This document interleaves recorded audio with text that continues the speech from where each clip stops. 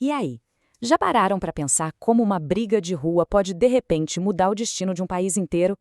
Parece loucura, né? Pois hoje a gente vai mergulhar numa história exatamente assim. Vamos falar de como uma série de confrontos lá no Rio de Janeiro de 1831, uma briga que usou garrafas e cacos de vidro como arma, foi o estopim para a queda do primeiríssimo imperador do Brasil, Dom Pedro I. Bom, para a gente entender essa história direito, nosso roteiro vai ser o seguinte. Pensa numa panela de pressão. Primeiro vamos ver os ingredientes, ou seja, os motivos que estavam fazendo o imperador perder popularidade. Depois, como essa panela começou a apitar. E, por fim, a explosão. E, claro, o que veio depois disso tudo. É importante dizer que essa explosão de raiva não foi algo que aconteceu do dia para a noite, sabe? Foi o resultado de anos de um descontentamento que foi crescendo, borbulhando, desde o comecinho do reinado de Dom Pedro I. Mas antes de entrar na briga em si, vamos entender o nome. Noite das Garrafadas. É um nome forte, né? E ele representa exatamente isso. O ponto de ruptura da história do Brasil. Aquele momento em que a paciência do povo simplesmente acabou. Então, por que o imperador era tão impopular? Olha, a lista é grande. Tinha o jeito autoritário dele, que chegou ao ponto de fechar a Assembleia Constituinte. Tinha a economia que não ia bem, impostos altos, para completar, uma derrota militar caríssima na Guerra da Cisplatina. E ainda por cima a sensação de que ele favorecia os portugueses, o que gerava um medo danado de uma recolonização. Era muita coisa junta. E aqui, gente, tá o pulo do gato.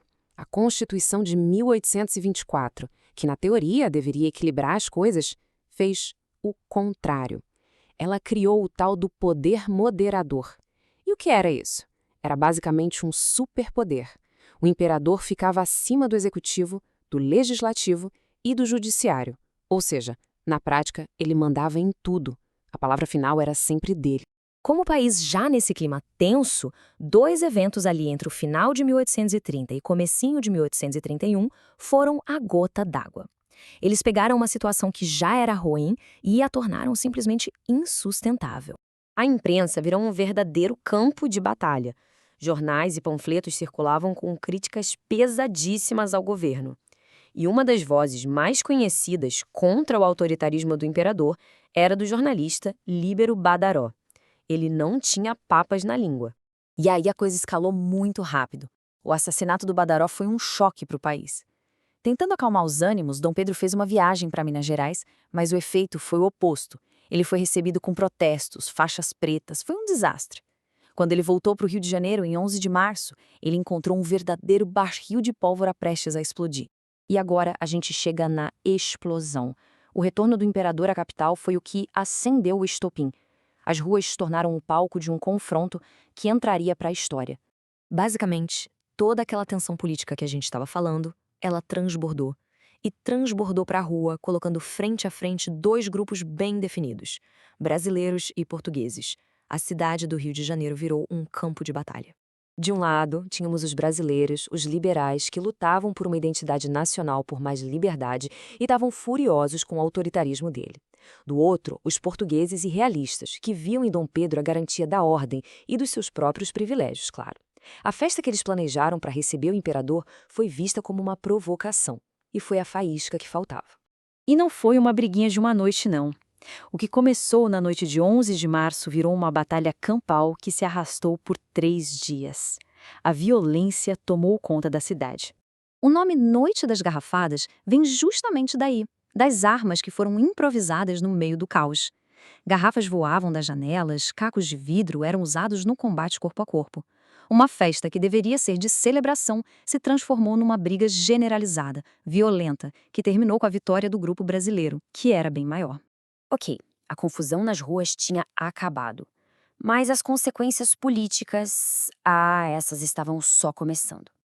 O imperador agora estava encurralado, de frente para uma realidade da qual ele não tinha mais como escapar. A resposta é bem direta, né? Com a capital do império em caos total e sem nenhum apoio político, Dom Pedro I ficou sem opções. Ele perdeu completamente as rédeas da situação e, mais importante, perdeu a legitimidade para governar. E o resultado foi esse. A Noite das Garrafadas foi o empurrão final. Menos de um mês depois da confusão, em 7 de abril, Dom Pedro I assinou sua abdicação. A revolta popular deixou claro para ele que não tinha mais volta. Era o fim da linha. Certo, o imperador se foi. Problema resolvido? Longe disso. A saída dele não resolveu os problemas do Brasil. Na verdade, ela abriu a porta para um novo conjunto de desafios, jogando o país numa fase de enorme instabilidade. E o principal desafio era esse aqui. O trono passou para o filho dele, Pedro de Alcântara. Um pequeno detalhe, ele tinha apenas 5 anos de idade. Isso mesmo, 5. O Brasil agora tinha um imperador que, obviamente, não podia governar. O país virou uma monarquia sem um monarca no comando. Começava aí o famoso período regencial. Foi uma década inteira de disputas políticas ferrenhas, de revoltas pipocando por todo o Brasil, com várias facções lutando para controlar o poder, enquanto o imperador não crescia. No fim das contas, a história da Noite das Garrafadas serve como um lembrete muito poderoso, né? Mostra que a autoridade política, não importa se é de um presidente ou de um imperador, depende do apoio do povo. Quando esse apoio acaba, até o trono mais forte pode desmoronar como um castelo de cartas.